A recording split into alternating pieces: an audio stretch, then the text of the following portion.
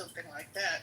So we have to be able to verbalize with our kids earlier, but it should come from the parents, and so we got to learn how to do it. But I don't think it needs to come from the state. Um, but it was, I think, appropriate in earlier times to be a little bit more vague and talk about, marriage and, put it more euphemistic terms until they were older. But now we've got to put it in very graphic terms, it seems, when they're younger, because society has pushed us, or the internet, technology has pushed us in that direction. There you go. Yeah, look, I don't think you have to have sex education to be graphic, but you do want to have it be accurate and clinical, right? There are no national standards for sex education. So every school district gets to do it however they want, and that creates a disconnect from people, different groups in societies who've had different sex education in different ways. I'm not interested in criminalizing sex, and I think a lot of the pro-life camp wants to criminalize sex, especially for women. And I just don't think that's appropriate. You can have good educational, meaningful sex education that has to do with anatomy of the body, relationships, consent, violence, these kinds of things, without having to be so graphic. I have some issues with some of the agenda on the left. I think the right overplays it. I don't think people are talking about fisting and other kinds of sexual acts in the ways that you think. I've sat in on Moreover,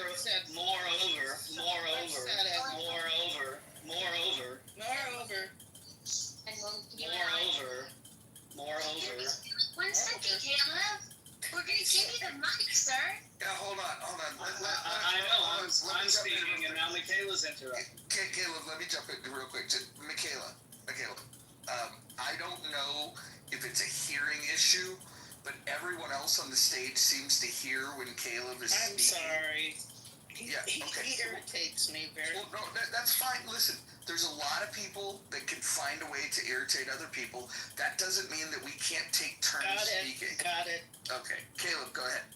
Yeah, just the last thing, right? For those who want to eliminate sex education from schools and leave it up to the parents, parentheses, yes, the parents need to be deeply involved in this, but not exclusively. I just don't think that's enough. I think kids need other kinds of role models besides their parents. Abstinence-only sex education fails. It does not create well-educated, well-prepared students, well-prepared people to engage in a sexual world. It just doesn't do it. Michaela, you want to go and then I'll take it? You can go ahead. So there's some straw manning happening. I don't remember any one of us on stage saying that sex education should not be a part of public education. I think it's foolish to do so. I think appropriate sex ed classes in junior high are necessary.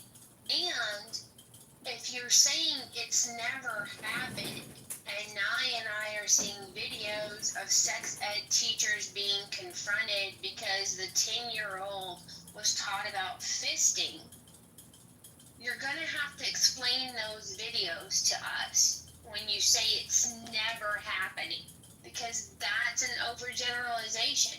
Is it rampant and widespread? I don't know, but I do know there are some questionable books that were banned in elementary school for good reasons.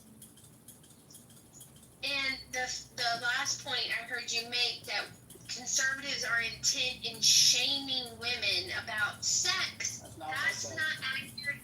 That's not what I said. Can you remind me what you said? Because I didn't want to stop Criminalizing sex. So it's even worse than shaming them. And we're watching a woman brag about having 100 sexual partners online, thinking that's a good idea, with another one's goal to have 1,000. Like, these are not healthy examples of sexual activity in our society, and we should maybe not criminalize them, but maybe actually seek psychiatric care for them, because that's fucked up.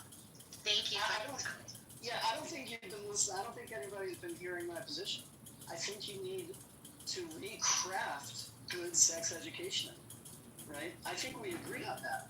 And I think the same kind of way that you think I'm generalizing, I think you're doing the same thing. You're saying, oh, well, there's this one video I saw, and that must be what everybody is doing. That's ridiculous, right? There are school districts who are doing it well. There are school districts who are not doing it well. We should study who's doing it well and what the impacts and what the effects are. And we should have a good sex education system that prepares people to engage in physical relationships with each other. You're not hearing me at all. We agree that there should be certain content taught and certain content not taught. How about marriage prep? Absolutely not. Oh, really? They have to Not be in able to public contracept. Wait, what did you say? Absolutely I'm sorry, not. Caleb, Sterilized what did you say? Marriage sex. what? Marriage prep, you said? Yeah, marriage prep. And Caleb said no. Why no to marriage prep? Because I don't think that's a matter for the public education system to get involved with. Yeah, but having sterilized. That's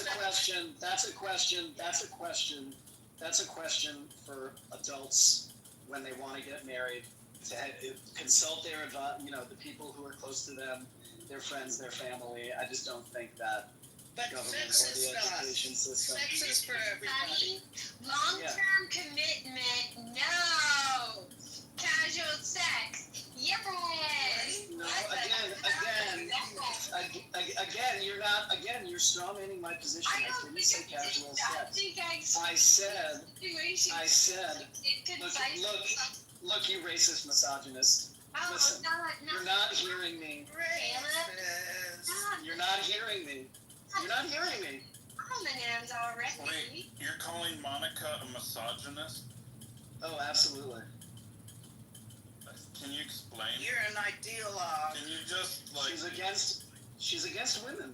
You're an ideologue. against women? She is a woman Yeah. who, do you think she's against herself? I think she negotiates herself out of rights. Yeah. The right to kill the unborn. The right to control your body.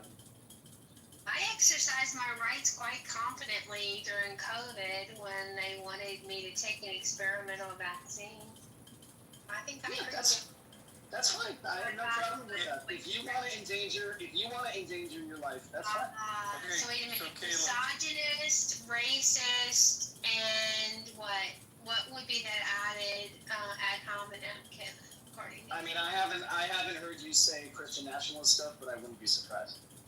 Caleb, do you believe you should have the right to, snort cocaine and shoot heroin?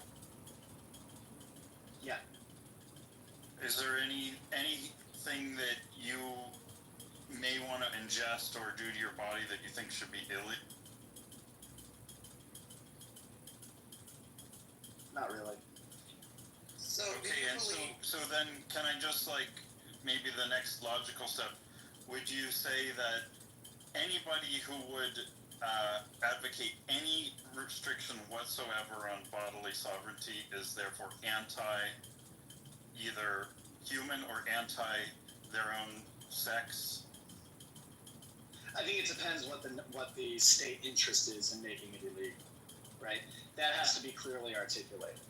And if it's some kind of national health issue, I think I'm more inclined to accept the legal definitions. If it's some kind of social control issue based on some kind of narrowly drawn morality, I'm not inclined to accept the state's argument. When you say killing people would be like a national health issue? I don't think that it's killing legally significant considered people.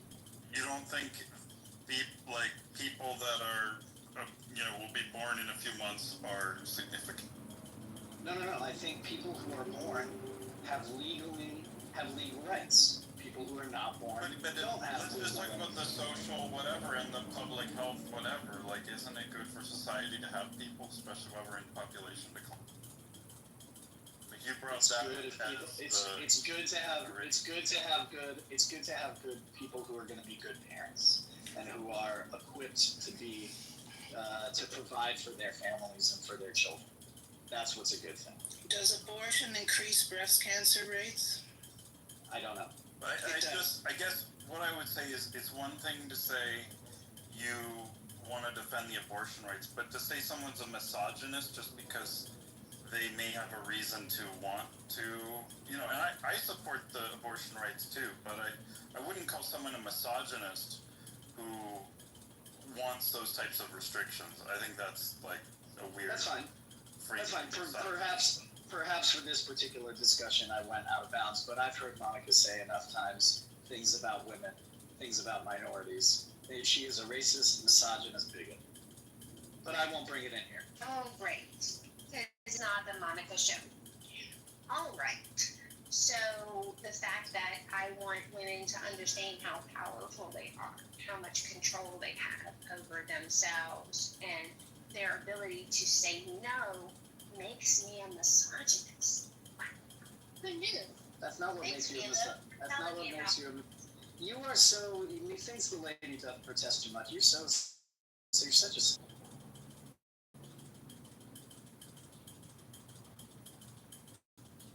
I don't remember calling you a sanctimonious prick, but you are. Call me whatever you want. You're a stranger on the internet. You think I give a shit what you think about me? The intonation makes me think so. I think you're filled with hubris.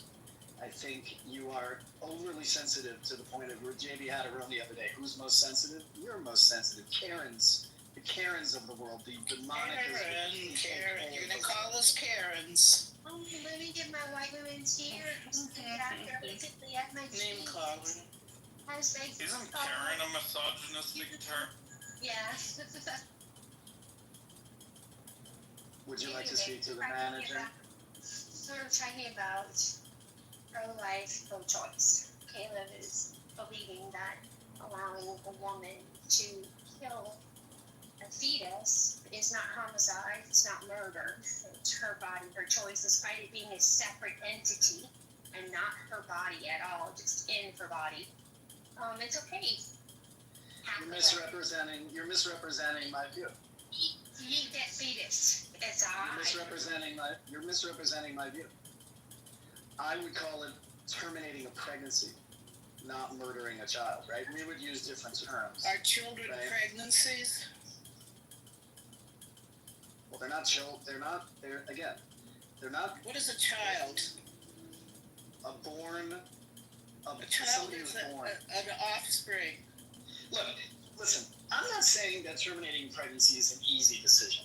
I've had it in my family enough to understand. Right? These are real losses. These are real things, and I don't minimize that. Right? I don't think that people take these decisions willy-nilly. But I don't want a lot of people do. Maybe you didn't. A lot of people do, and you're interrupting me again. A lot of people do, and you're interrupting me again. Do you think $1 million a year are extreme circumstances? I don't get to be involved in people's private medical decisions. But statistics, and you don't want to be involved in statistics. I don't want to be involved in people's private medical decisions. That's not my business. And neither is their financial situation. I think it's because, not my business. I know, because you probably had a personal situation that was very difficult. So wait, hold on. Hey, why would you say that? Hold on, Kayla, hold on. Let's all totally inappropriate. That's totally inappropriate. Hold on. Let's all try to make this less personal. We're talking about a topic that, unless somebody right now is making a decision about whether keeping a baby or terminating a baby, this shouldn't be a personal conversation. We could talk about our views on it, and we could get out our thoughts on why we believe the law should state this, that, or the other thing, and we can even bifurcate the law between morality. I don't think everything that is wrong should have a law that prevents it. I think there's some things that can be dealt with socially. If something is if something is going to harm people, right? But it's a choice that people make to harm themselves. We do it all the time with processed food. We do it with alcohol. We do it with cigarettes. We do it with drugs. We do it with prescription drugs. We do it with a lot of things that cause us harm. And so I guess the question is when somebody makes the decision to terminate a life, which should be a very serious issue, it should not be done just as another form of birth control. I think the crux of this conversation can go in all these different directions about the legal argument, the moral argument, the medical argument, scientific argument, and part of it is when does life begin? Caleb's been pretty clear that he says that life begins at conception, but rights don't begin until birth. I guess my pushback to that would be, how could a life not have rights? And how could if we are calling it a life, then at conception, then we'd have to concede that terminating it is ending a life. And then there's a big moral question there.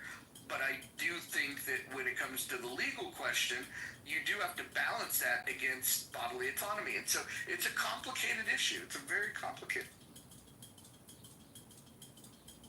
Just to mention, Ayn Rand's position is exactly what I said. Life begins at conception, rights begin at birth. Yeah, what is the That's the 14th objective. Amendment? What does the 14th Amendment protect? Well, the 14th Amendment has to do with full faith and across state lines. It has to, many people read into the 14th Amendment privacy, although it's not explicit there, but people read it in.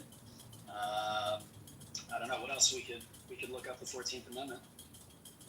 Yeah, I just looked on ChatGPT and they said that's what protects personhood, persons. Right, but again, that's a legal definition. In other words, I think. Right, but you use the word. You use the word person. He's so That's what good. got me onto you. Listen. There are Michaela. Chill your tits, lady. That's horrible for you to speak that way. It's horrible for you to just Grab continue. your balls or so. I mean, please. I say 5 words and you have to. No, you're gross. Have you guys shared? Okay, that's fine. Have you guys shared space before that you're so personal like this? I've never had this. I've never had this with me. I've never had this with Michaela before. It's surprising. That's right. I think I've listened. You just right now. You are just setting me off. Okay, great. The way I'm sorry. I'm sorry that I have a different. I'm sorry that I have a different view on a complicated issue. Condescending attitude. I'm sorry that I have a different view on this complicated issue and that you can't handle a different view. Sorry about that. What set me off is that I thought, oh my God, he's using the word person. Wow.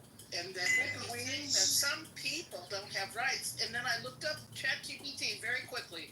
Personhood, what's protects, but whatever. 14th Amendment, okay? Innocent. The innocent persons. What we need to separate out is the colloquial usage of person. Well, you shouldn't have used colloquial. Can you stop interrupting?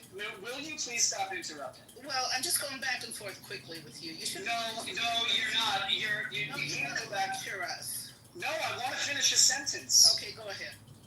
Jesus Christ. Go ahead.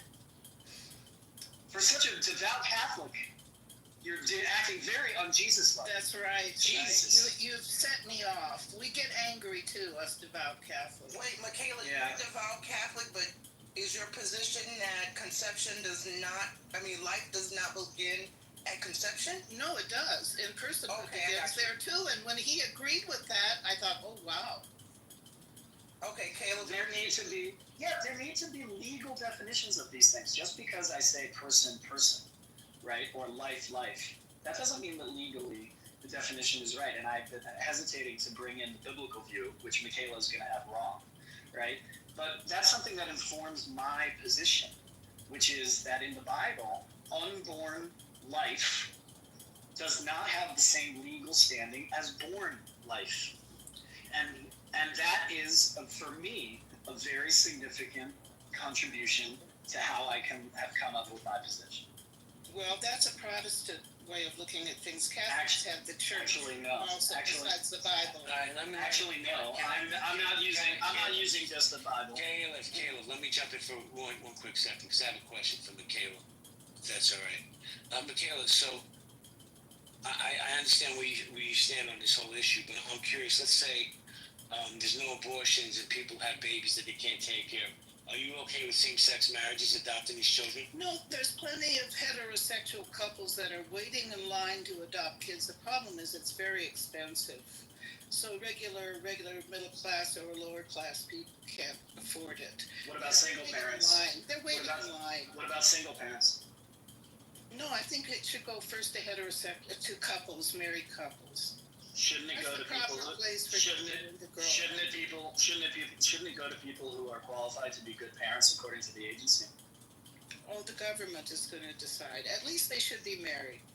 Yeah, you want the government to be just big enough to fit into people's bed. Okay, there we go. We're going to get into the whole.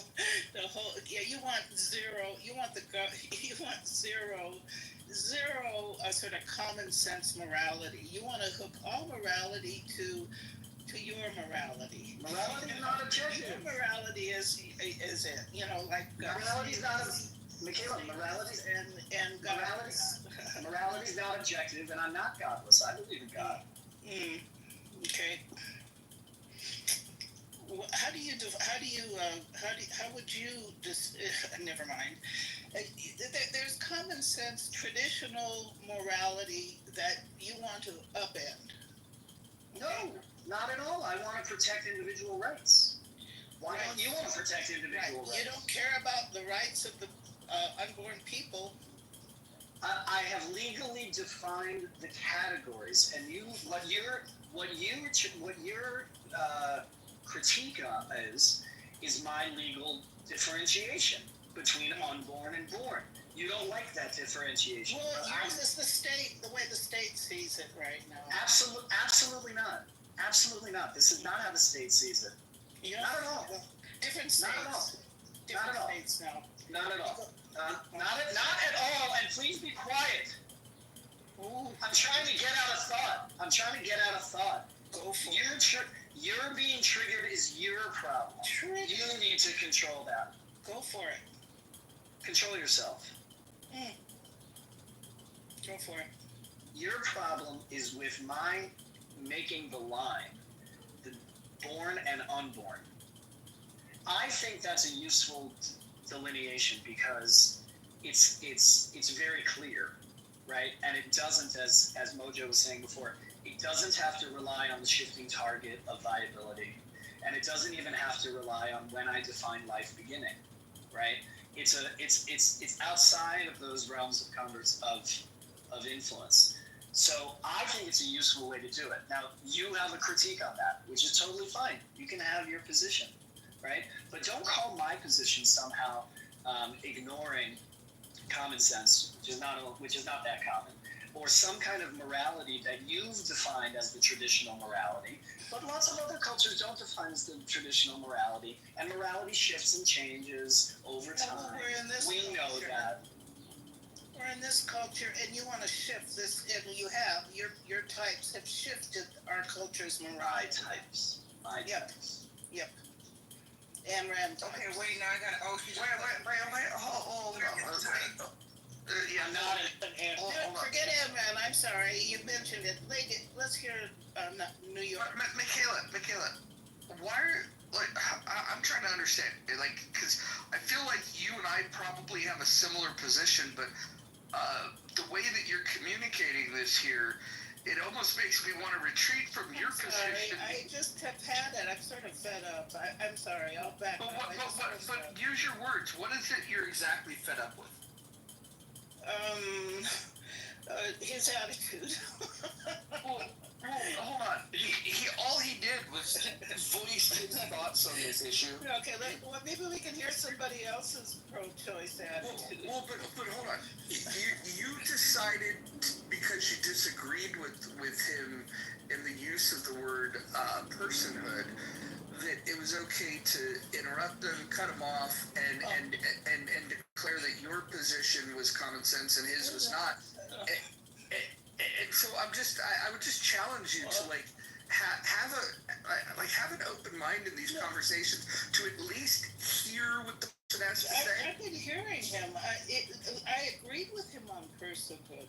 What I was talking about with common common sense was, singles and gays being able to adopt kids. That's what I was saying is common sense morality would favor married couples. Because gay That was people the are common less sense moral. You think morality. gay people are less moral than heterosexuals? No, I'm saying that's the best place for a child to grow up is within a marriage of a man and woman, a family of man and woman, especially, boys. What? Why? Why? You're going to ask me why. It's common sense. Why is it common sense? Explain it. Oh, you can't explain common sense. Well, actually, if it was common sense, it would be easily explained.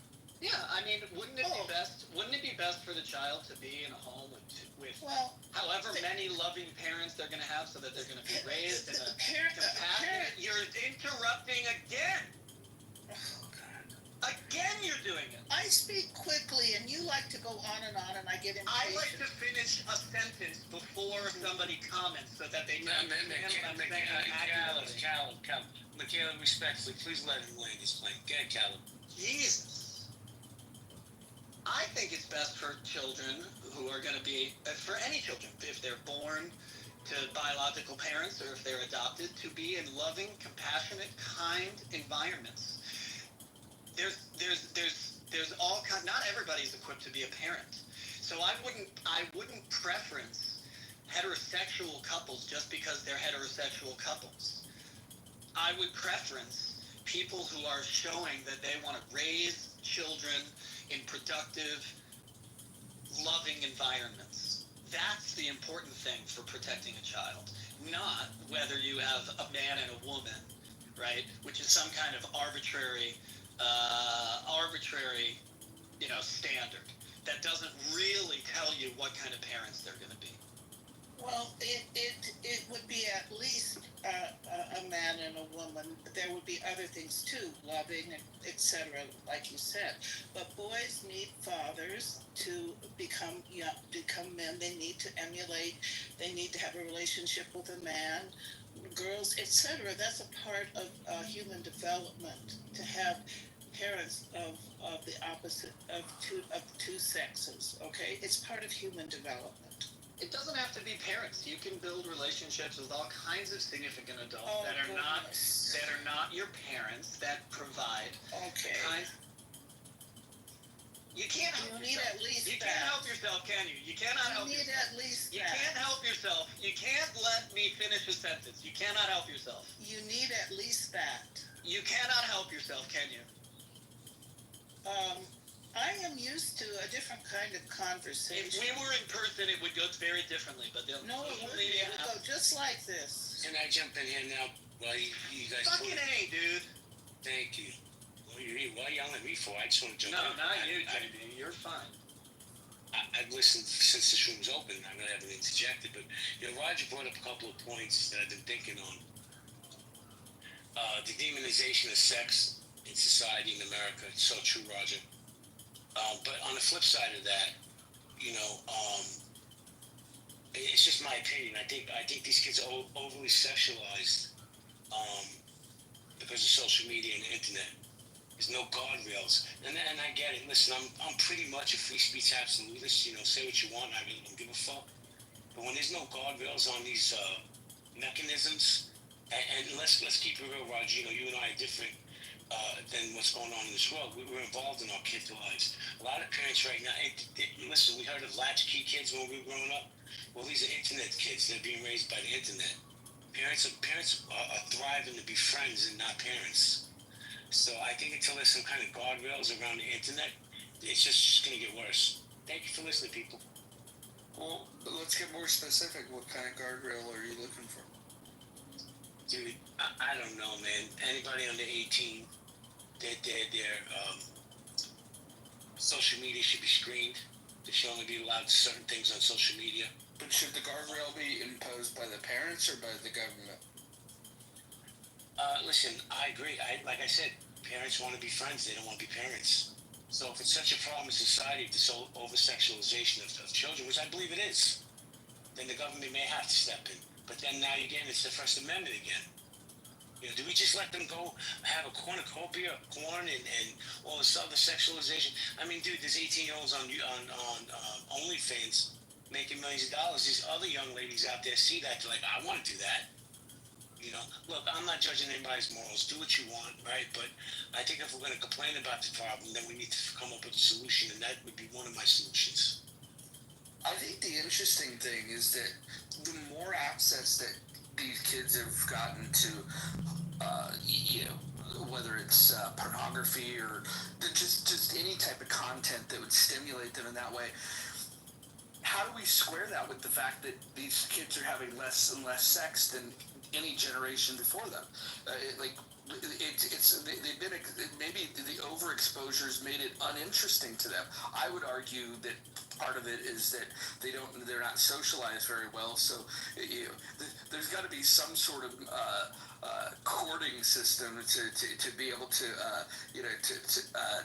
to get the attention of the opposite sex. And I think that because people have their nose in their phone all goddamn day, they're no longer able to to be able to even put a sentence together to talk to the opposite sex. And so maybe that's a big part of it. But I just think it's interesting that we're worried about the over sexualization, but they're not having sex. I mean, I think what's developing is a very unhealthy relationship with sex, where people are more comfortable turning to things like pornography, OnlyFans, shit like that, instead of engaging in it firsthand. It's almost as if people have decided to be spectators instead of participators, which is very interesting considering the participation in sex is where the magic's at.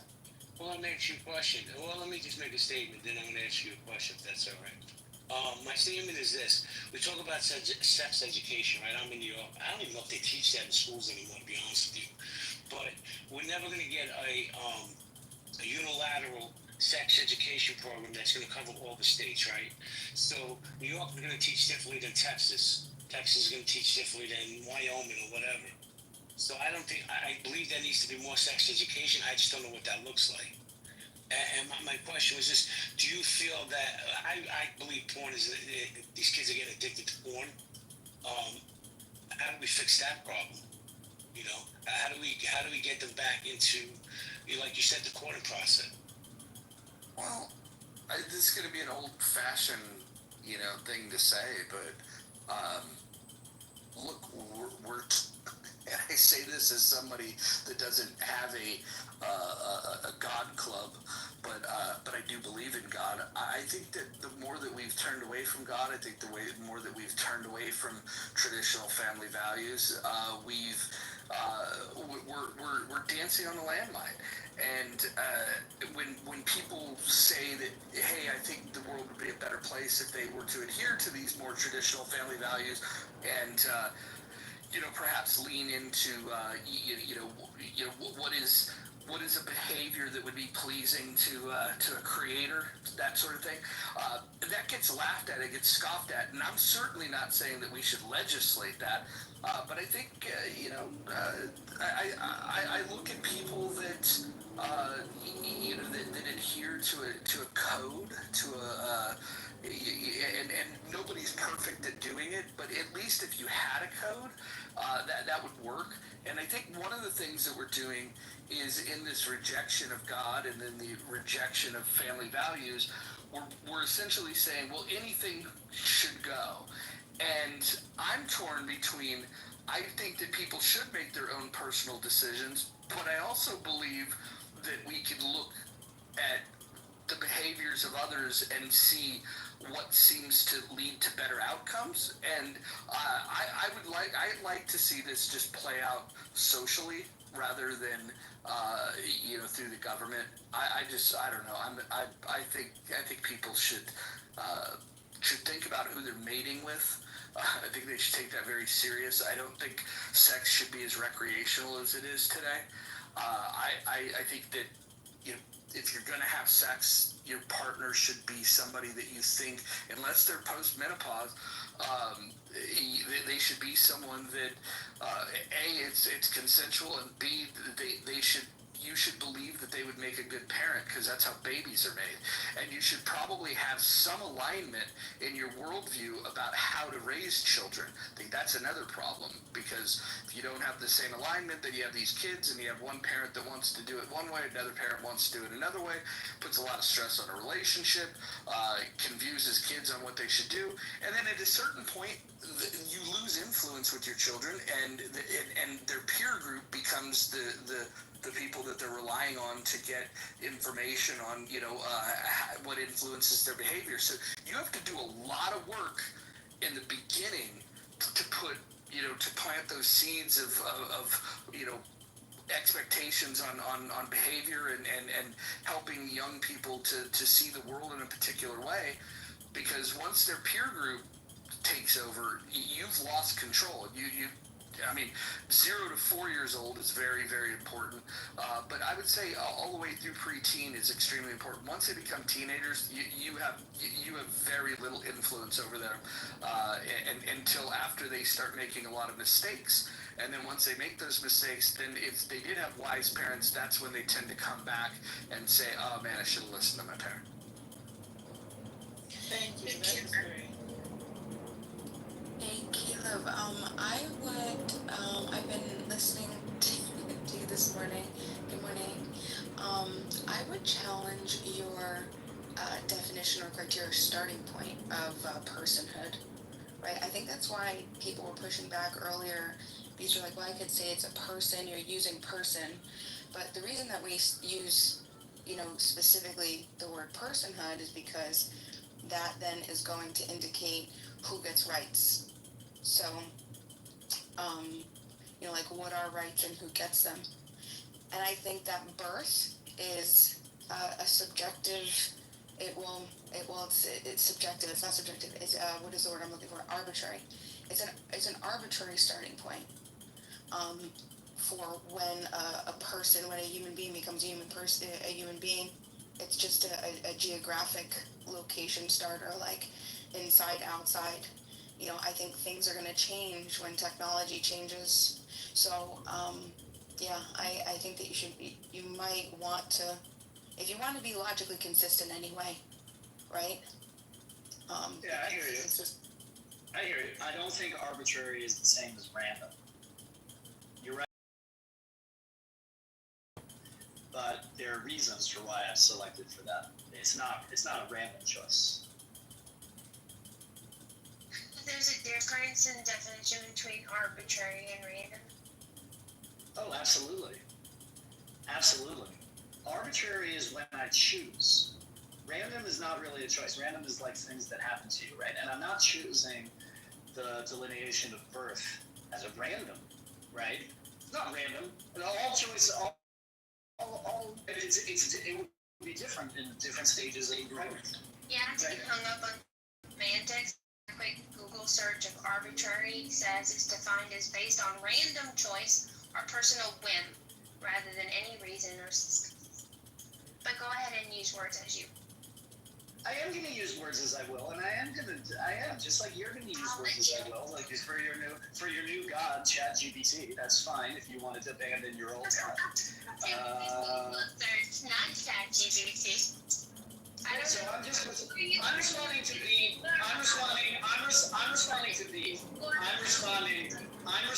B right now. Okay. And just check the Discord on their business. Yeah, check the Discord. Check your Discord. I did. I asked Rock how to. Yeah, great. Are you finished yet? I'm speaking with B. Thank you. You really have mental issues. Do you have a therapist? Taught me. Because you had been. Do you have a husband to service you so that you're not so high strung?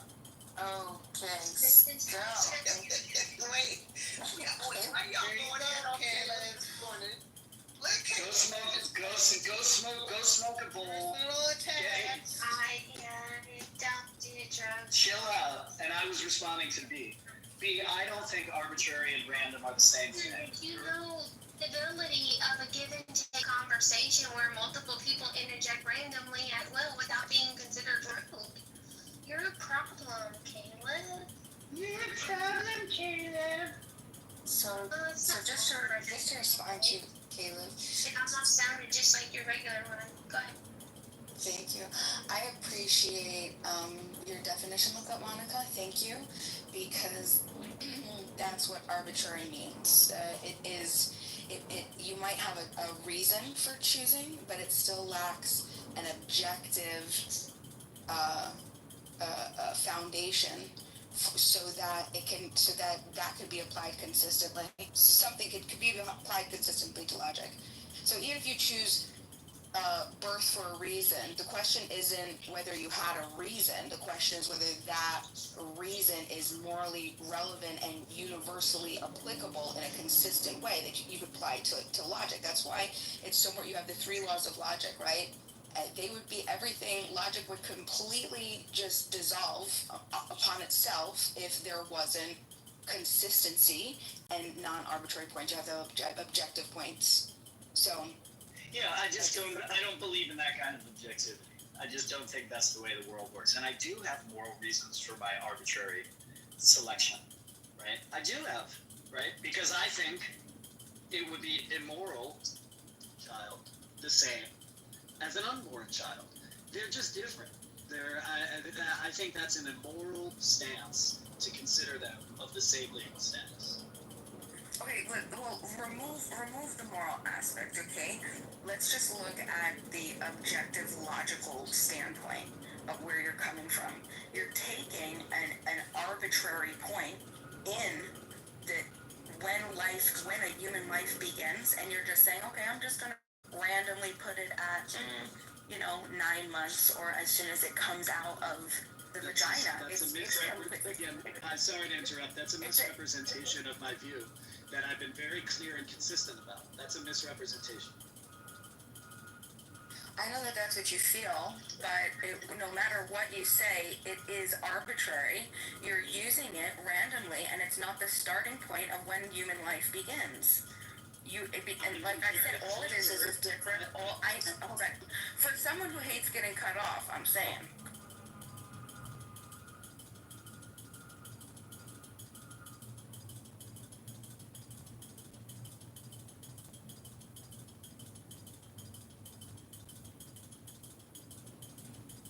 When does life begin? Yeah, I've been very clear in my position. You're conflating the when life begins with the when rights begin. And I choose to sever them. You might say that's arbitrary, that's fine. But I think it's equally as arbitrary to say that life and rights begin at the same time. There's nothing necessarily logical about that statement.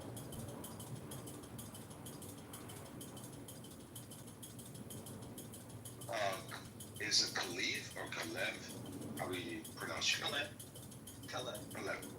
Could you repeat it? I'm new to the room, or new to you guys, some of you guys. And good morning, good evening, and good night for whoever's here. Could you repeat your stance? Yeah, my stance is basically like this. Life begins at conception. Rights begin at birth. And that permits both a moral, right? It permits me to say that life is life, where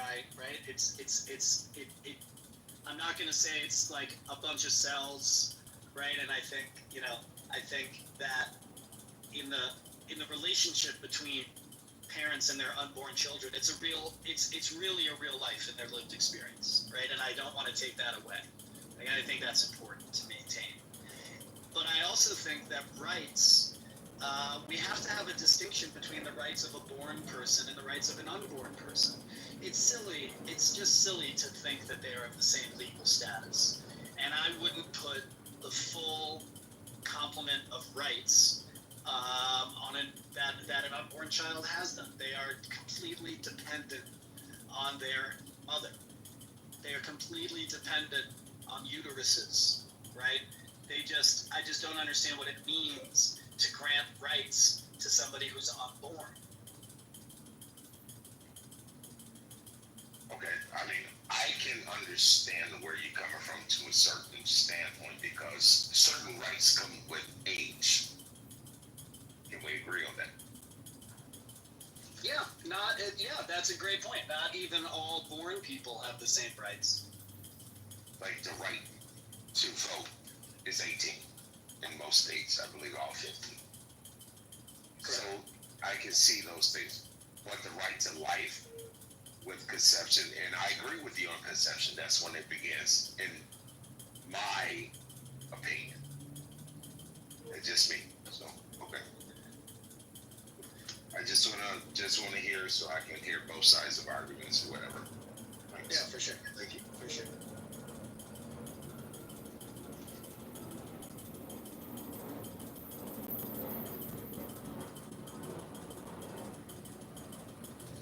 Wait, hold on. KP, that was you. I'm sorry, I was working in the background. That's you who said the last speaker, you believe life. Did I hear you correctly? Life begins at conception. Yes, ma'am. Yeah, I agree 100%.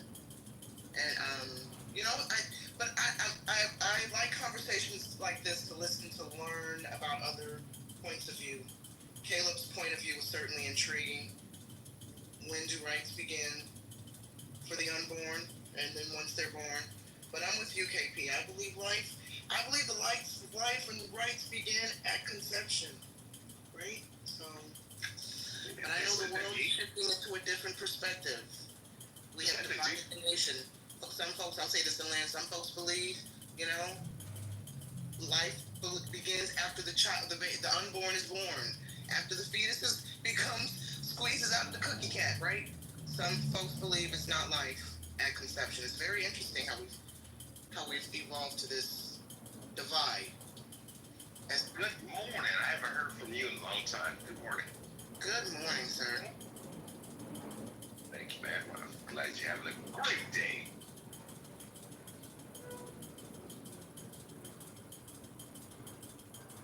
Someone said earlier, I'm gonna stop wishing people to have a great day. I'm gonna start wishing them to have the day you deserve and let karma figure it out. And I think that's I like that, actually. Have the day you deserve, let karma figure it out. Monica, I love it. I will be using that. I will be adding that to my vocabulary. Okay? So in case you hear me repeating it in these clubhouse streets, I heard it here. Monica, that's kind of a play off of Kill 'em all, let God sort 'em out. I like that. No, That that's was pretty true. good.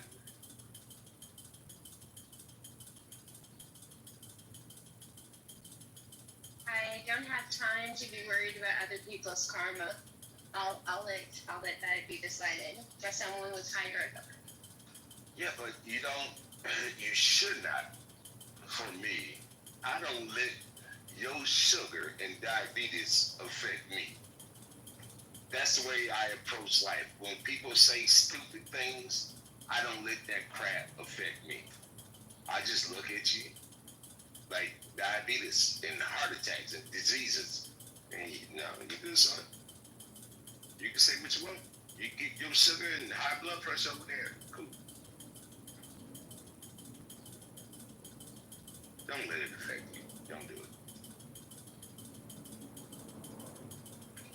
Because stupid people always gonna say stupid shit at stupid times in stupid places. That's what they do. That's good. There's a good book I'm reading now. You might like it. Mel Robbins has a book called Let Them, and the title is much longer than that. But it's like when people are jerks, like let them be jerks, and move on with your day. Monica, I'm gonna tell you, this is the issue I have with you.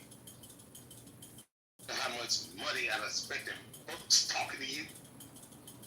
You're welcome. Shoot. I gotta put myself on a budget with this woman's books. I love you and appreciate it for you. I was going to say something.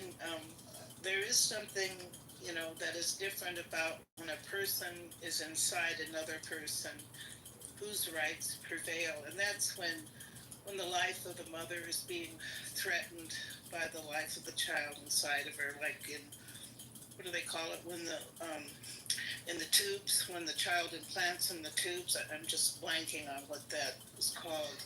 That's an ectopic pregnancy. Ectopic, right, right. And so there's no way out of that except to remove the child or kill the child with methotrexate or whatever. Right. So that's where one's person's rights exceed others. I don't consider it abortion. I consider it a medical procedure to save the mom, because the mom's life takes precedent over the fetus always. That's another argument that the pro-choice people can't hear. Not in Texas. Not in Texas, it doesn't. Yes. That's ectopic you can't grow anyway, so Not in Alabama. it's just gonna be it doesn't. Ectopic? They don't allow ectopic? Those hospitals and doctors are facing penalties because they People miss understood. They can't put her on life support to carry a baby. They Hold on a can't second. put a woman on life support to carry a baby. Not with ectopic pregnancy. you cannot carry a child in a ectopic. The fallopian tube cannot do it. Everything is different. I'm responding to There's a Monica's different. point. And I just got out of work. I just got out of the hospital, so let's go for it. Let's try. I'm responding to Monica's point that the woman's life always takes precedence. Not in all states, not in all reproductive freedom legislation. Some states keep women in comas if they're pregnant because they won't terminate the pregnancy. That's not the woman's life taking precedence. Not at all. Wait, hold on to that point. Have you guys heard about the case of Adriana Smith? Okay, if you haven't, go Google her. Adriana Smith. For the past several months, she has been a hot topic. Adriana Smith was a nurse in Georgia, in Atlanta. Well, I don't know if she was in Georgia. I had to pull up the article. She fell into a coma. She had a blood clot earlier this year. Fell into a coma. They put her on life support because she was pregnant. They refused to, her family wanted to take her off life support. The hospital refused because of Georgia's abortion ban. And they basically forced this woman to give birth. She just had the baby last week, I think, via emergency C-section. The child was born. She gave birth to a 1-pound baby boy. The baby's father, her boyfriend, and the family for months wanted to take her off life support, but they could not because of the Georgia abortion ban, and it was a hot topic. A lot of protests, just local leaders, pro-abortionists, pro-lifers. They came together locally and spoke. The national media who picked up on it interviewed the parents because they called the experience torture, right? And they could not take their daughter off life support until she finally gave birth. She was 10 weeks pregnant. She was declared brain dead in February. I'm just reading the notes here on NBC. She was 10 weeks pregnant when she had emergency. They finally gave her emergency C-section. She was declared brain dead in February. So to Caleb's point, look up the case of Adriana Smith. That probably is exactly what he was referencing. How is the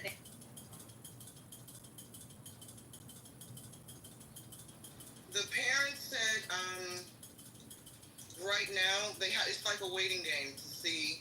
I think the baby was born okay, and by okay I mean he was 1 pound 13 ounces. He was put in the NICU. The mother said he's expected to be okay. He's just fighting. We just want our prayers for him. That's the statement that she gave recently, as a week ago. So I don't know any updates now about the baby, but she's quoted as saying the baby was okay. He's fighting, so they're just waiting. Since he was born so fragile and 1 pound, right? We're going to keep the baby. It sounds like they're going to keep the baby, but even before the child was born, the parents, the family was speaking out, and while they didn't say directly they were going to keep the child or give the child away, they were speaking as if they were prepared to take the child. But they were worried about what medical issues the baby would be born with, and of course that comes with high hospital bills. So they were worried about the financial toll it would take on the family. So they were already stressed out, not only because their daughter, the parents, especially the mom has been really speaking out. Her daughter, who was, I believe, in her early 30s, fell into this coma, and the state, they had to fight the state, and because of laws, they couldn't do anything about it. So they were really worried about how the child would be born. They were really worried about his future if he was born with, deformities or major health issues. But she said last week, in an interview, so far he's okay. So I guess we just have to wait for further updates. And in the interview that I read, I don't know what statement she has given to other outlets, but she did not, the mother didn't indicate one way or the other whether they want to keep the child or give the child up. But I get the impression the family is prepared to take care of the child. Okay. Yeah, I just, you mentioned it, I just looked it up. I got to deep dive in that story. Thank you for the info. And you said NICU, so I know what you do.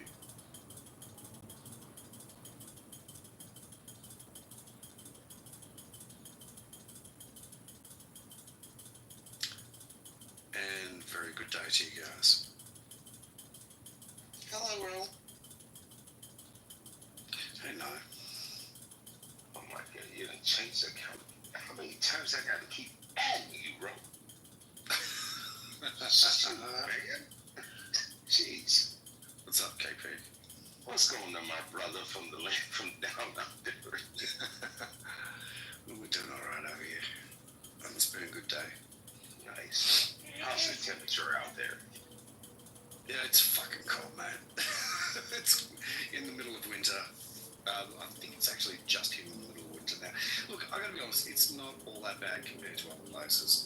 we don't have snow in the city here, so it doesn't get crazy low for, weather temperatures, so it's really not as bad. We'll probably have about half a dozen days where it's like, you know what, I can't be fucked going out, I'm gonna stay at home, and that'll be fine. So it ain't too bad. Okay. Well, you can come here. You're gonna sweat your balls off here. Whereabouts are you? Michigan. Michigan, okay. It's ridiculous here now. Hot. Like, what temperatures you get to? Sometimes we hit over 100, and because we're around the Great Lakes, so it's sweltering hot. Really? Yes. Like, we were one of those states like Louisiana that the humidity can get so high you can just pass out and die because your body can't absorb too much humidity. You would just pass out and die. So, okay, let's have a look. So, temperature-wise, so 100 Celsius to Fahrenheit. Okay, no, sorry. Fahrenheit to Celsius is what we're talking about. Okay. So, okay, that's not too bad. So 100 Fahrenheit is about 38 degrees Celsius. Y'all got your system over there. Okay, well, that's about 37. So let me tell you that, let's say 120 Fahrenheit, no, 120 is probably a little bit higher, 110. Yeah, the hottest we probably get here is about 110 Fahrenheit. Okay. Which is 43 degrees, which is pretty hot. For the human body, you can only absorb so much humidity. And when it's that humid, your body will shut down. You're gonna be what my guys say in Florida, graveyard dead. Yeah, vapid. You're done. You're done.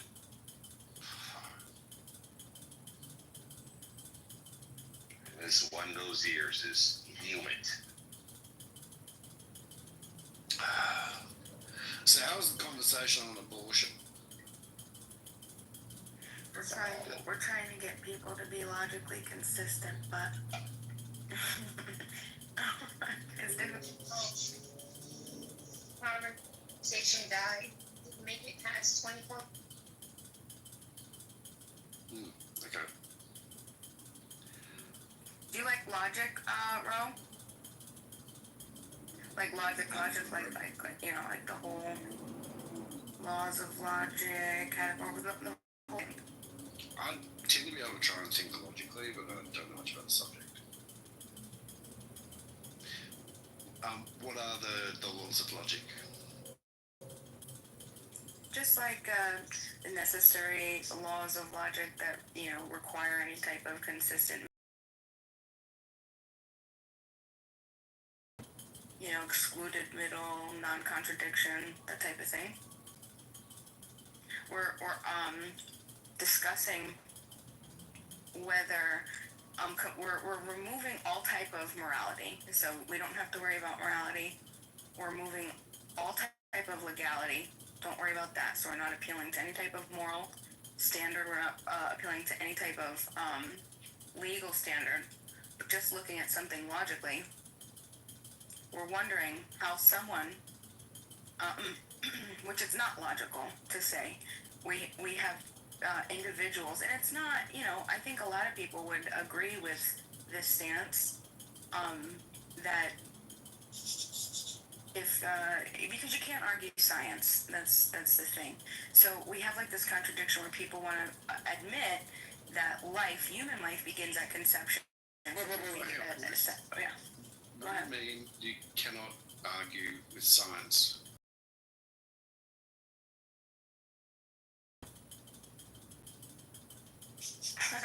True. the current Sorry, I'm just being logical state about it. of what. No, that's true. Touche. Okay. What we know as far as like today, like you can't. How do I say this? English. So like, whenever you, first of all, science, right? I think that there's enough science. Like we would get into like it's like scientific fact that human life begins at conception, right?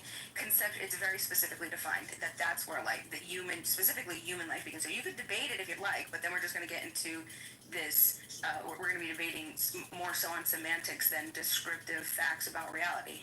So whatever we're talking about, the idea of conception and life, in relation, you have to be able to, you would have to meaningfully change one of those two definitions in order for that not to be the case. So if you want to debate that, no problem. But it's and that's something that I want to do because I don't think that it's reasonable at this point. So we believe that human life begins at conception. So if we concede that, because that's overwhelming, which people have agreed to in this room, that human life begins at conception. Go ahead.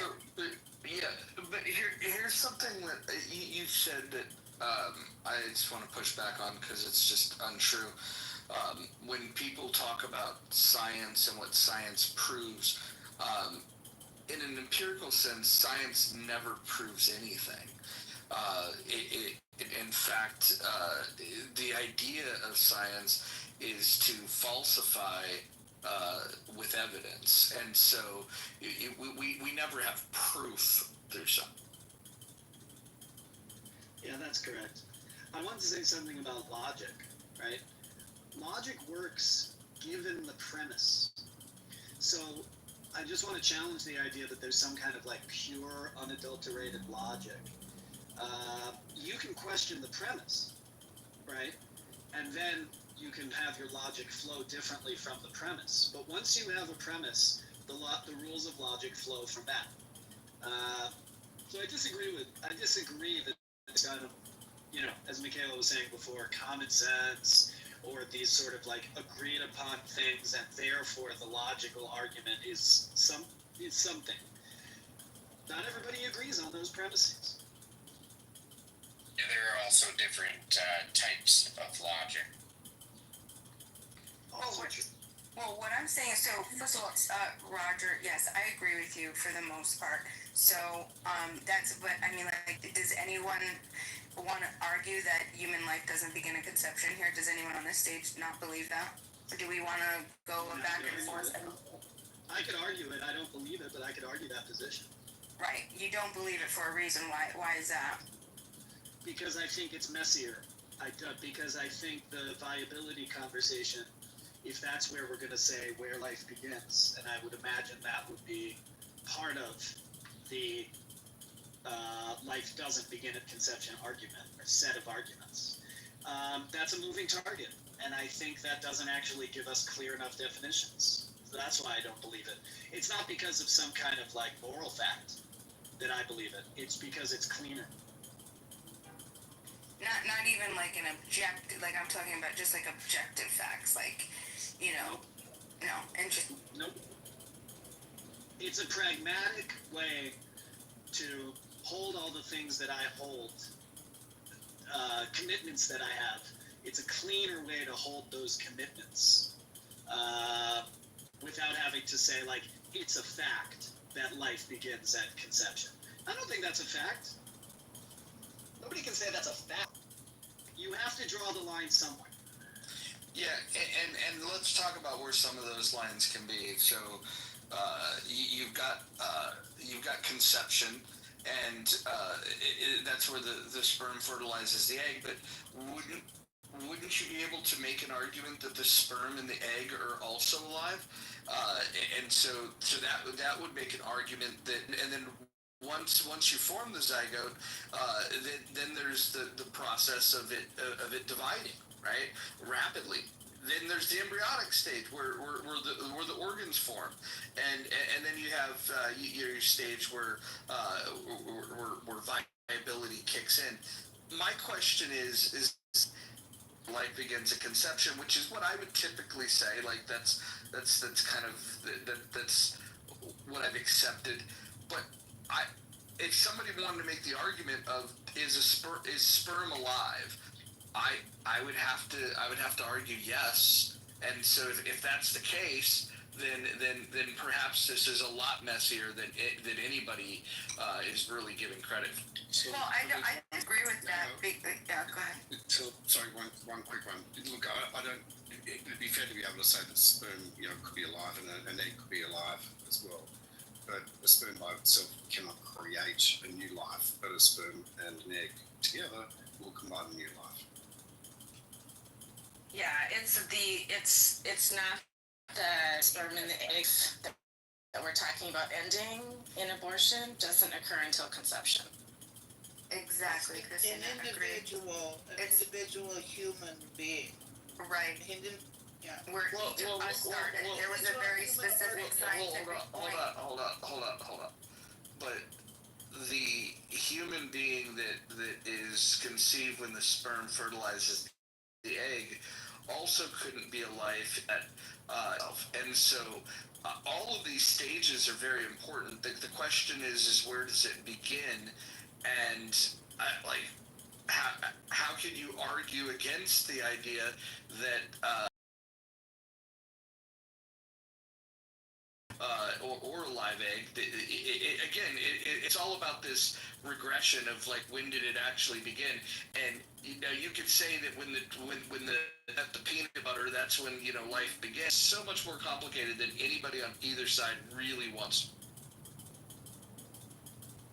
Yeah, I just disagree. I think it's actually a lot more simpler. Yeah, I just disagree. I think it's actually a lot more simpler. Like each one of us on this stage not a minute before, and with that, that who is not a minute before, and with that, who is who Mojo was when Mojo became and Roe and Christina. So I just moved from that starting point. I mean, I don't think that it's not complicated at all. And that is, in fact, the least arbitrary starting point when both of those two sides of chromosomes came together to create the specific life that is Mojo. Was not in existence, but is Mojo. Was not in existence before that very moment. Neither was Bima, neither was Ro, neither was Christina at that very specific. But even if you got a consensus on that, that's still not enough to inform policy around. Well, I think that would just be because. Go ahead, Christina. I was just going to say, yeah, because that's really two different questions. Like, when life begins for a certain being is one thing, but then, you know, abortion is more of a social act or a cultural act or a decision that people make within the context of a legal system and a moral system and all that, and that's just really separate from science. It's just a totally different question. Yeah, and I think that's you're right. But I think Mojo. But I think it's more of just it's subjectivity, and it's what we feel, and it's arbitrariness, and what we don't want to be responsible for, like the reality of things. Like there's a is it a continuity of life? Like you're born at the moment of conception, like that you're not like 9 conception, and like you're not 1 years old, right? You're not like 1 year out of the womb. You began at conception, and when you die, that's the end of your life. The starting point is conception, and then you die. We actually live like there's just one long continuous line of development, and we separate it into years and months to make things easier for us to understand like the different stages of life, right? But if we were to be consistent, right? Personhood, if you want a person, he doesn't believe that he would concede that life begins at conception, but he doesn't at birth. But my argument is I mean, like that's arbitrary. It's just saying, because if he's to say that, if you're going to say, okay, let's not give rights until after birth. Okay, so what principle are you using to say that rights don't begin until birth?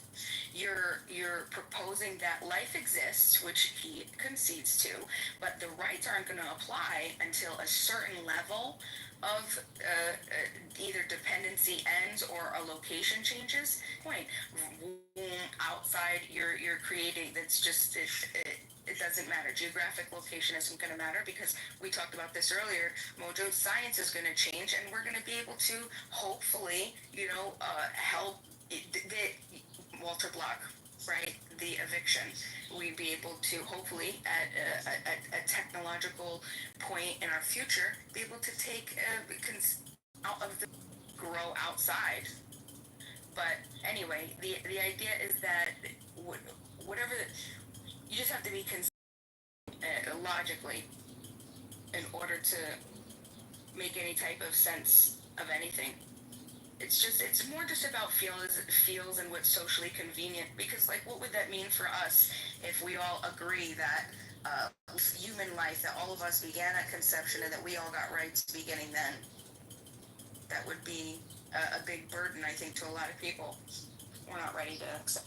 Yeah, I think the reason why this is such a difficult legal question is because you can make a very logical argument about a woman being able to make decisions about her body and what's in her body, because we've got a real big problem. Then the conversation goes, okay, well, but what about the independent life that is growing inside her? Should that have rights? And you can make an equally logical argument that the life growing inside her should have rights as well. And so this is where it becomes complicated, because you do have very good claims of what is logical, what should be legal, it's not clear cut. I've never heard anybody make a clear cut argument about why their position, is just empirically correct. And because it's difficult, my preference is that we do allow the states to decide these things rather than the federal government. That way, you have 50 different chances to to align with what people find more palatable in terms of this difficult decision. If you make one decision on this issue, one rule for everyone, you're really gonna violate half the people's rights. And so I think dividing it by states and letting the states make the decisions is the best thing to do. I don't know why people cry about that part of it. Look, what you say actually makes a lot of sense as well. At least people have the options, right? If they, instead of making a blanket decision for an entire people, for an entire nation, at least it gives, breaking it down, at least each state, or even city for that matter, may have different cultures that are attached to those locations and those people. Having those local people make those decisions, I think we've come down to a position of saying, well, let's have a look at the legal definition. That will help give us a guidance. It leans away from philosophical or religious views, and just makes things maybe just a little bit easier. But why should the state be the unit of decision? Like you just mentioned, sometimes cities or maybe counties. Why shouldn't it just be an individual decision?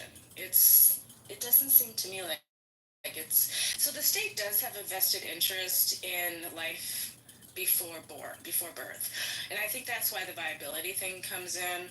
Like, I think the Roe decision anyway was all about the state's interest in this super complicated. There's this being that's been conceived, and it's just a bunch of cells, and then at some point it becomes recognizable as like a thing, and then it becomes a fetus, and then at some point it's almost a baby, right? It could be born and survive. So it's changing over time. It is not a static thing. And I think, historically, this is recognized by women. There's a phase in the pregnancy called, oh God, what's it called when the baby stirs? Quickening. It's called quickening, when you can feel the baby. And like at that point, like through Catholic history and religious history and, just human history, that quickening point, it's alive, it's a baby. Right? Before that, it's just not really considered a being per se, just traditionally. And Roe was really based on that. Like, there's a certain point in the first trimester when, listen, it's not really the state's interest at that point. It's the woman. It's not really anything yet. And then the second trimester, it's getting closer. There's some reasons why we still can permit ending it, but more and more it's becoming a citizen almost. And then the third trimester, that's it. Like, you can't really touch it unless it's going to actually kill the woman to have this baby or harm her health in some way that's really serious. The state's interest kicks in. You can no longer abort that, and who would anyway? That's terrible. You'd only do that if you absolutely had to at that point. So I think the Roe decision was actually really practical, so there's that argument. But then also just like I really don't see why having the state as the unit to decide this decision for people is the right unit, even more than the country was, or the county, or the city, or the household. Like, why not just go down to each household gets to decide? There's really no logic in other people telling me what to do.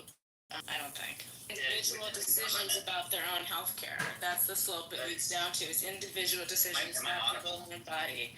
Well, I'm just telling you why it's a slippery slope to exactly the thing I'm proposing. He didn't even get to make his argument. Can you let him make his argument?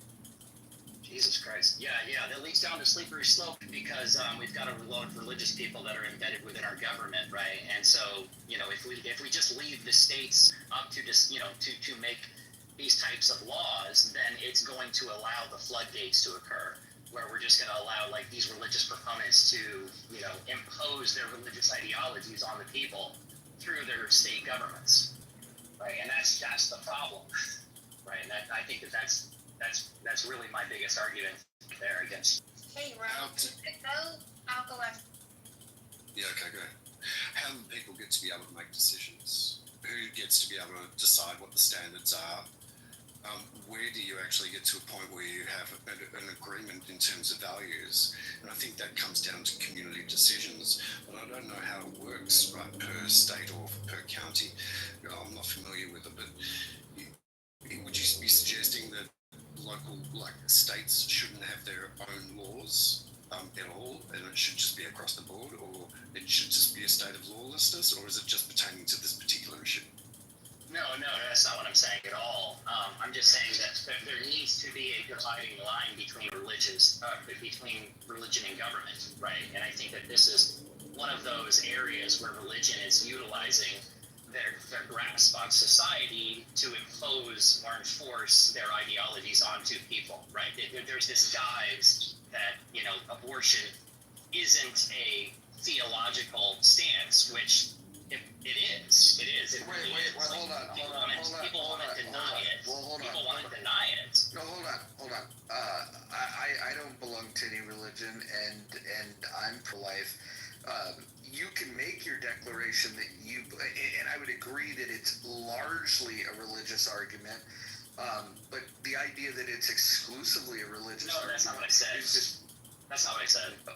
Well, okay, then repeat what you said, because what you said translated to me hearing you say that. But go ahead and restate it if I've got your position wrong, because I can make a very logical argument that has nothing to do with religion about why aborting a child should be illegal. But right, I just said that abortion is a theological ideology, which it is. Now, there are, anti-abortion. Now, there are people that are anti-abortion that are not theological. I'm just saying that this push for anti-abortion, this push to criminalize abortion itself is driven by theology, like especially here in the United States, where we're predominantly driven by Christianity.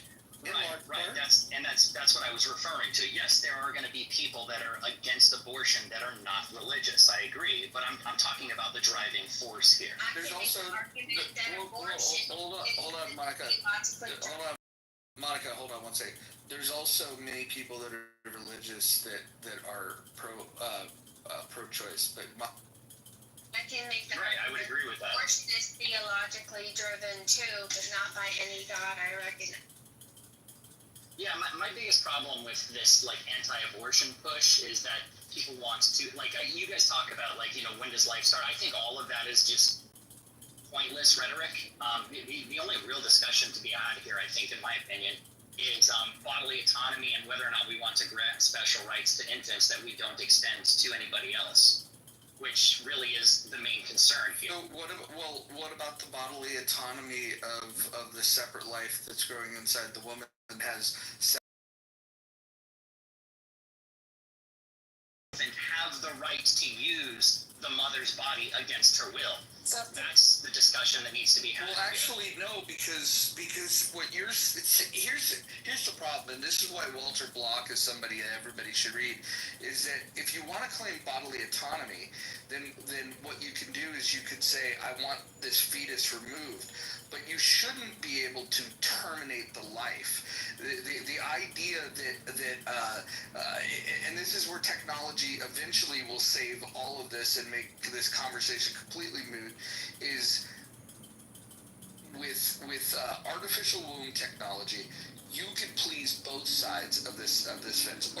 Actually, the far left progressives will never fucking accept this, because when they say bodily autonomy, what some of them really mean is they truly desire to murder the baby. That is their goal, is to murder the baby. Because I reject that notion. Well, no, you can reject it all you want, and that's your right to reject it. There's a lot of people. Yeah, no, there's a lot of people that reject a lot of things, but that doesn't make them right. I agree. I'm just saying that, what you're saying though is that. Well, I wasn't finished saying what I was. I think that's. I wasn't finished what you're presenting is a fringe argument. I wasn't finished saying what I was saying. I wasn't finished saying what I was saying. You interrupted me. So, let me make my point. Would allow you, and I will say this: if either side rejects the idea, was all a lie to begin with.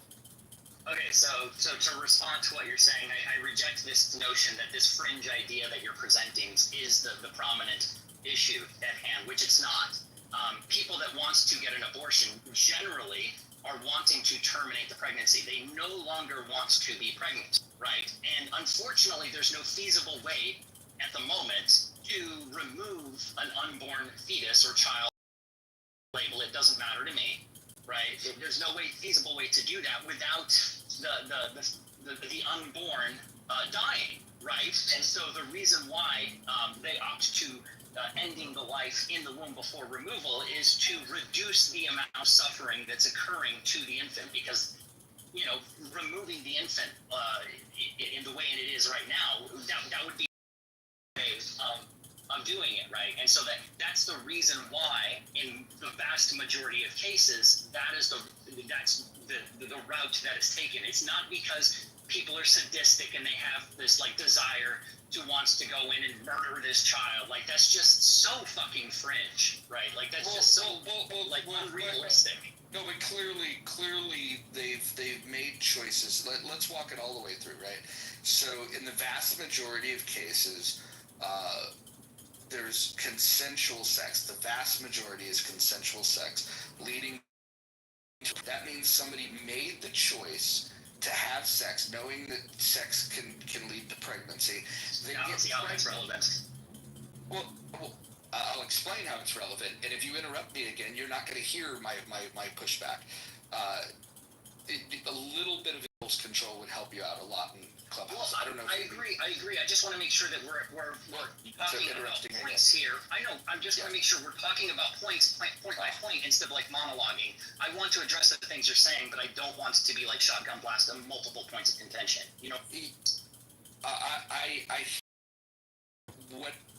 I'm going to give you some advice. Don't fucking interrupt me again. How about that? I think you're brand new to Clubhouse. You don't seem to understand the culture of how a conversation works, where one person speaks, they land, and then the another person speaks.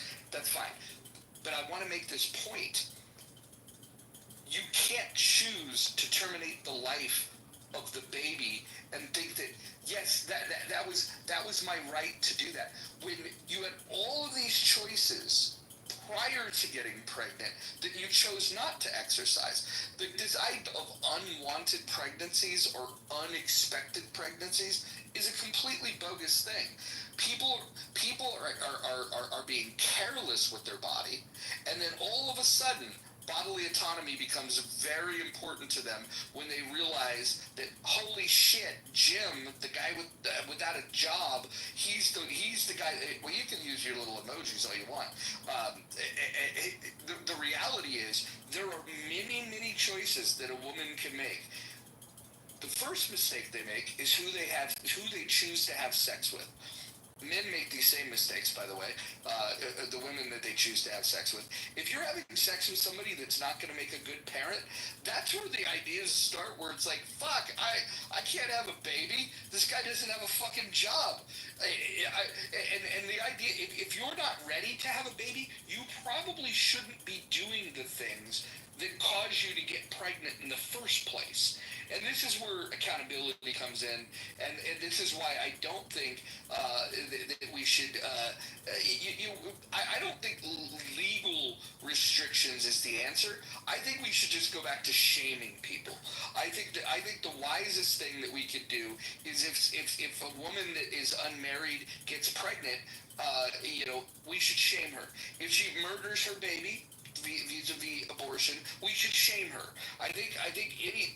Okay, well, you don't like the monologue? I'll tell you what, you don't have to listen to it. Roger, can I speak next, brother? You can, but listen, nobody has to attend these rooms. If you find the things that people are talking about to be uninteresting, you can leave. That guy would have had a chance to speak, but unfortunately he doesn't understand what a conversation is. Dude, you know what I wonder? I've always wondered why this conversation has never happened. Why is it always black and white? Why is it this thing can't happen, or yes, this thing can happen? Why can't we just regulate the shit, dude? Imagine a world where you would have to prove that you could get an abortion or that you should get an abortion. Let's say that you have proven that you've gotten raped. Abortion, great. Let's say that you prove, that you have some test and the kid is going to come out retarded or something like this. Abortion, granted. But if you're somebody who literally just got drunk one night and made a bad decision, sorry, abortion rejected. Doesn't this make both sides happy? Isn't that a fucking what do you call this? A compromise. Why is this never part of the conversation? It's always just whether you can do it or not, whether it's illegal or not. Well, you have to prove that you should get a gun or something, right? You have to prove that this person isn't an illegal immigrant and you want to marry them for papers or whatever the case may be. Why can't this be the case for abortion too? Because like you said, man, these people who want to, preserve their bodily autonomy are saying that they never chose to do this in the first. Yes, you fucking did. You chose to do that the moment you chose to have a penis inside you. That was the decision to have a baby right fucking there. Anything after that is tough luck, toots. Straight up. Why can't we just prove that we should get abortions, get, proof of them, or whatever, dude? You know what I mean? Mojo, check your messages. Yeah, I saw it. I get it. Fucking Edmund likes to stream rooms. Welcome Edmund to the room. Look, at this point with the anonymous feature, we're either going to have to say that we don't do rooms at all, or we just accept the fact that people like Edmund that don't care about consent are just going to do what he does. I mean, look, it is what it is. And by the way, if you don't want it streaming, just assume that every single room that you're in is streaming. We could probably find some solutions. We could start doing private rooms, and we could exclude them that way. It's not that big of a deal. I mean, like, he doesn't get many hits on his social media. For everyone that complains, I would imagine that like 90% that he gets on his YouTube is from people in these rooms that say Edmund's. So I think we should stop giving him a lot of attention. Dude, if you come on his social media platform and start talking to a room full of people, you should assume that this thing could be recorded, period. I don't see the issue. Okay, so Danny, just to respond to your comments on abortion earlier. So I think I get what you're saying. It makes a lot of sense. There's some practical issues or concerns that come into play, though. For instance, your first point about rape. Wow, I mean, you can't always prove that you were raped. A lot of rapes don't even go reported, or, certainly getting evidence and going through court, even if you are successful, just takes a lot of time. And by the time that does occur, it's past the point of being able to have an abortion. It's just not practical. I agree with you that if you put a penis inside of you, you are asking to get pregnant, for sure. People should be on birth control. But I also have a lot of sympathy for the teenagers and the young people that don't have a lot of self-control. And I remember I was a teenager. I had a lot of desires, and so this was kind of just trying to imagine you've got a boat with a leak in it, and maybe the behavioral medicine was kind of like a leak. And we were there to, plug. Yeah, go ahead. What's the state of treatment for psychosomatic ailments these days? And it might be studying for your exam. It might be worthwhile to explain conversion disorder and psychosomatic ailments and things like that. What's your interest?